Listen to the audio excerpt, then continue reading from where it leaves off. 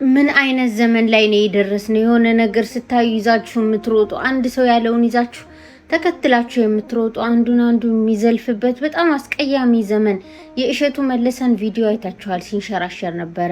የማይሆን ትርጉም ተሰጥቶት በጸያፉ እየተዘዋወረ የሰው ሃይማኖትም እየተንቋሸሸ ያለበት ነገር አለና ምንድነው ብዬ ሪሰርች ሳደርግ ይሄ የሚበላው ነገር ተክል መራር ተክል ነው። ለመነኩሳት በቤተክርስቲያን ውስጥ ለሚኖሩ ሰዎች ያው የሚመገቡት ነገር ምግብ ነው እንጂ እንደ አሉት ያጸያፍ ነገር አይደለም። እና በዚህ ደረጃ የሰው እምነትን የምታቆሽሹበት ምክንያት ምንድን ነው? ከተሳዳቢዎችስ እናንተ በምንድን ነው የምትሻሉት? ከነገ ዛሬ የተሻለ መሆን አይቻልም እንዴ?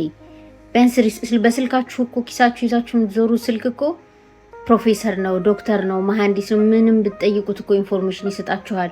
በጣም ብዙ ኤአይ ቻት ቦቶች አሉ።